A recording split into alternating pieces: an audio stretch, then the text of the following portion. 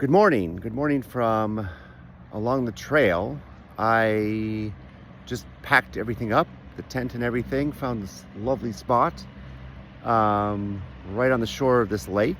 And there are quite a few boaters and jet skiers and that sort heading out. The lake is very calm right now. There's lovely sun that's kind of diffused through the clouds, but it's making a nice patch over there. Um, I I have a lot of walking to do today. I also I finished two very long pieces in editing the last 2 days, which took me about 10 hours a day, which was awesome. And I felt more energized at the end of that process than at the beginning. I don't know how they turned out really, um, because I was so in the moment. Reaching out to a lot of people that I used to know, um, or have variously kept in touch with, but our geographies and other things didn't align the last couple decades, but we're still bonded. I had a wonderful um, conversation with one of my dear friends in Montreal yesterday.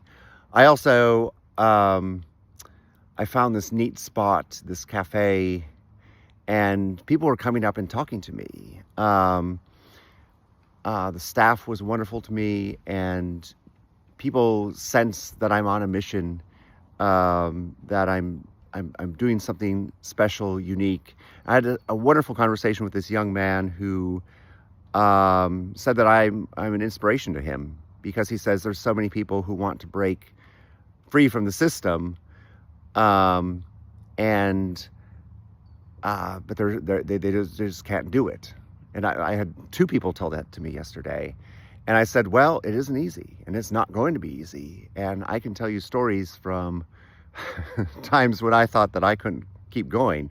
But I feel I have achieved a victory over my own mind. We are always our own worst enemies.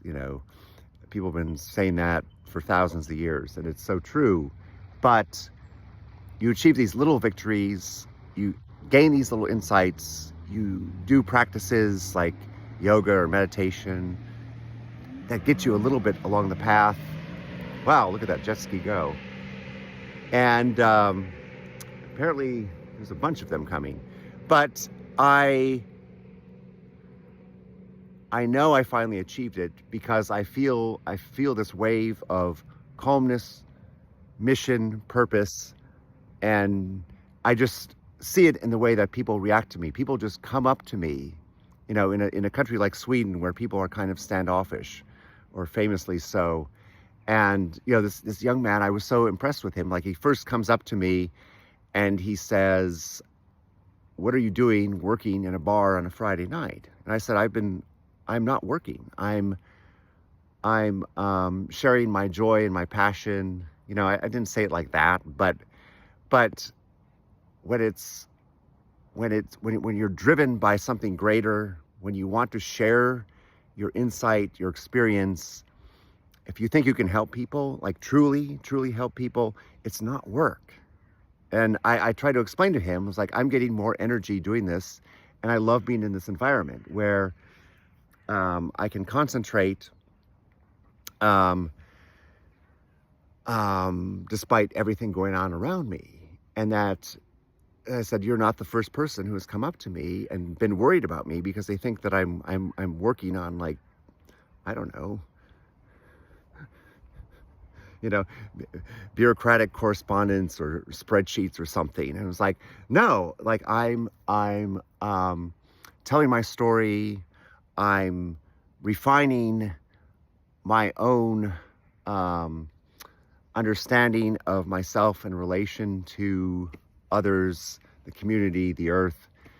And I'm trying to I'm finding these new threads. I'm finding this new tapestry, and I want to communicate it to others so that they can find their own. We all have different perspectives. We all come from um, different understandings, but we can all move and walk into the light. And that's what this E1QB is. Thank you.